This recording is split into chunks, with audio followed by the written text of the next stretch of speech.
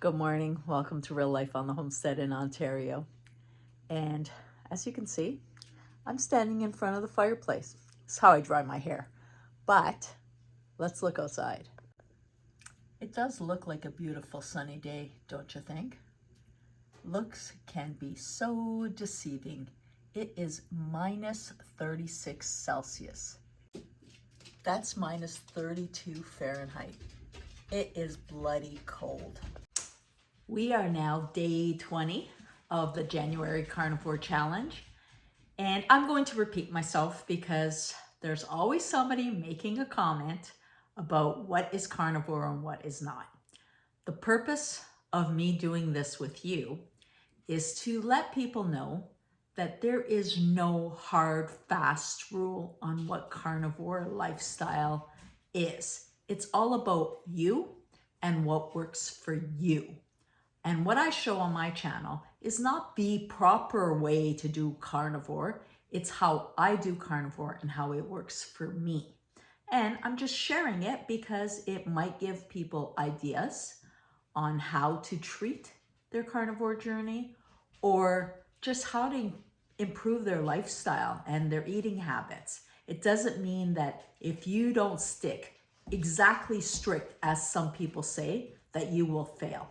That's not true. I've tried this for over a year now, trying things here and there, and I've realized that there's things I can get away with. Like I can get away with spices, onions and garlic to flavor my food. I also noticed that if I do raw onions or raw garlic, it tends to upset my stomach just a little bit. If I eat carbs, I do notice that my inflammation comes back. So this is how it affects me. And again, any recipe that I share with you, tweak it to your liking. For you, if you don't want to use any seasonings, just sprinkle some salt on it and you're good to go. And that's okay. If you want to use barbecue sauce with no sugar added, I would stay away from sugar, then go ahead. Do what's best for you and stop letting people, Facebook pages, be the doctors of all telling you exactly how carnivore is. That's not what this challenge is about. This challenge is about just shifting your way of eating from the North American diet to a proper human diet.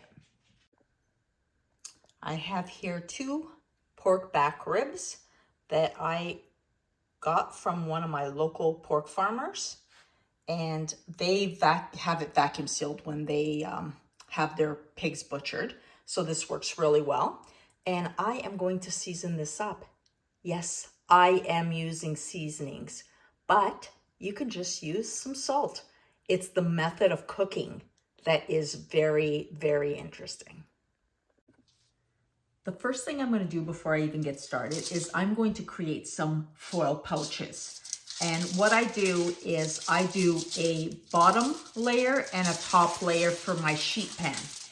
And if you have that extra long or extra wide foil paper, you don't need to do this. I don't. So what I do is I take 2 lengths of aluminum foil and then I just carefully pinch them over, and I do it twice. And this creates an absolute seal. Now I'll tell you, be really careful when you're doing this because foil paper can give you a nasty cut if you rush this or if you rub your finger along the foil suddenly. I've had some pretty deep foil paper cuts. So there you go. I've done it twice over. I press it down, and then when I open up my foil, I have an extra wide length. I will do one for the top and one for the bottom of my sheet pans. As I stated in the beginning of the video, I am using spices. You can do this exact recipe and just use salt. That's fine. And if you want to stick to a very strict carnivore diet, then just salt is fine.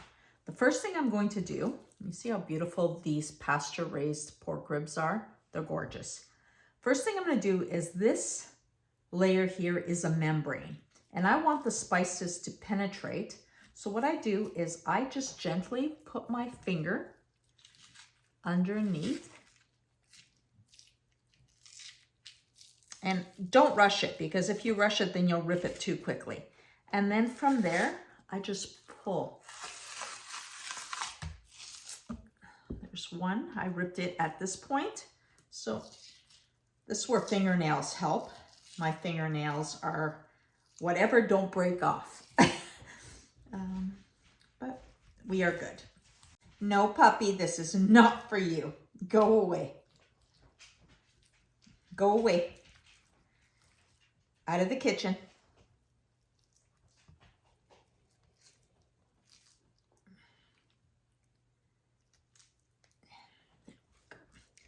So there we go. So that's the first one.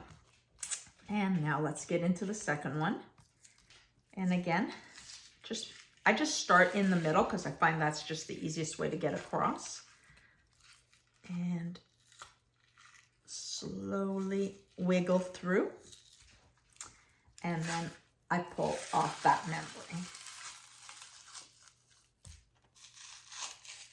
I was a little bit more patient with this one, so it worked better. Perfect. So that's it. Now you can trim off. I like the fat, so we're keeping that on. What I am using, you do not have to use any of these. You can use some of these. It's up to you and your palate. Salt, pepper, paprika, cayenne powder, cumin powder, and ginger. The ginger is my own ginger that I grow and grind. The cumin, cayenne, paprika, this is all purchased. The salt I use either Celtic sea salt, pink Himalayan salt, Redmond's real salt. I rotate. I'm not really loyal to any brand.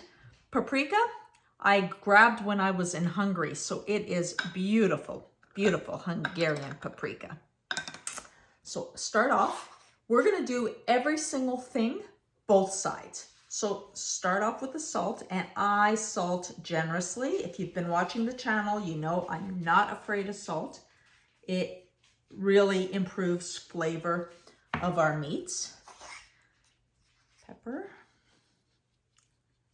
I am also good with pepper. I know many people aren't, so if you're not, go ahead and skip this. We get the peppercorns, and then I have Jamie grind them for me, and I keep them in my little tub. Our paprika. And you notice I'm not measuring? Yeah, it's because it doesn't matter. Just sprinkle it on as you like. I don't measure these kind of things. That's the last thing I have time for. And then the cayenne pepper. The cayenne I use a lot less, because I find that if I use too much, it goes through my intestines. But I do like that little bit of heat. Cumin. I love cumin, so I am going to use quite a bit. Too much out the first batch. And then the ginger. I do like a little hint of ginger throughout, so I just sprinkle it lightly. Then when you get to this point, just rub it in. This is a dry rub. And we are going to do the exact same thing on the other side.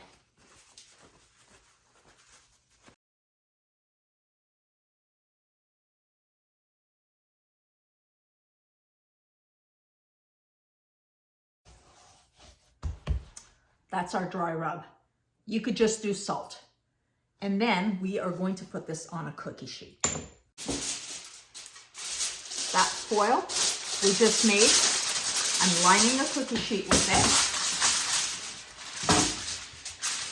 And then I'm going to place both the racks directly on the cookie sheet. See that? I give them room. If you have smaller cookie sheets, I have large sheet pans. If you have smaller ones, just cut this in half and put it in a small one. It's not rocket science. Then I grab another sheet, put it on top, and I create a complete seal all around.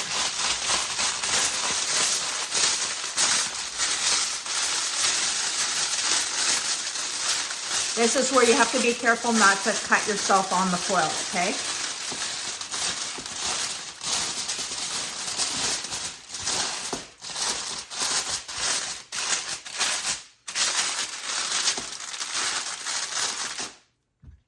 So that was pretty simple.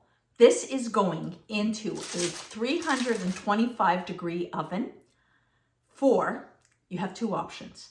If you like to have ribs that you bite into and there's a little bit of firmness kickback, do it 2 hours. If you want it fall off the bone, do it 3 hours. It's that simple. You have two choices based on your textural preference. If I am doing this for my son, he wants it fall off the bone. If I do it for myself only, then I like to have a little chew in my ribs. So really, you have two options. The nice thing is, you can do this the day before, put it in the fridge, and then the next day throw it in the oven. Makes it really simple. And it has a lot of flavor. I'm doing it first thing in the morning here, and then I will be putting it into the oven around 1 o'clock. It'll be perfect timing for dinner. As I was putting my spices away, I realized I almost forgot the garlic powder. And this is our own garlic powder that I dehydrate my garlic and then grind it down. So I grow this garlic every year, and just as it's starting to sprout, because it thinks it's spring, I take all that leftover garlic, and instead of letting it go to waste, I make my own powder. Perfect. I won't do the other side, I'll just do the top. Now let's cover that back up. Part 2. See? This is real life. You forget things, and then you go back and you fix them. There we go. Our ribs are going into the oven at 325, and I'm gonna let them sit in there for about 2 hours and then check on them. It's great when you have these type of meals that you could just prepare, throw into the oven, and we're gonna run out to the dump as well as get some animal feed, all in preparation for while we're gone. But at any point, isn't it nice when you can put your meal in the oven or in a crock pot or in an Instant Pot, let it cook, and then when you're ready for dinner, it's not chaos, and still sticking to that proper human diet.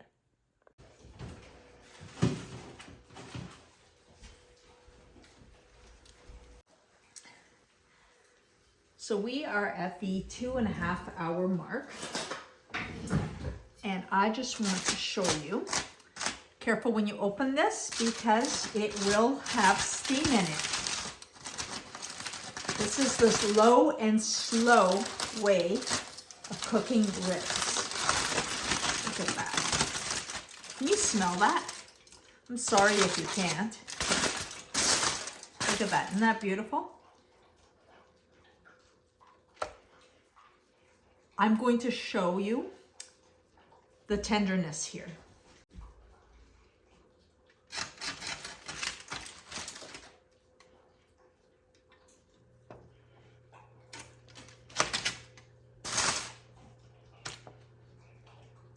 Look at that. Just beautiful and juicy. Oh, they're hot. These are fall off the bone with a little bit of bite. So here we are, beautiful pork, super tender. You could put a crust on these with the broiler. You could throw it on the barbecue, cut it up, throw it in the air fryer, toss it in barbecue sauce if you really wanted to. But I just love the flavor that comes through on this pork, just cooking it this way. It is such an easy and simple way to make a delicious meal. And then once you're done with the ribs, take your foil and pitch it, and you're good to go. Cleanup is easy. So I hope you try this recipe. Go out, live your best life, share this video with your friends, and I hope you're subscribed to our channel. We'll see you next time. Look at that. So good.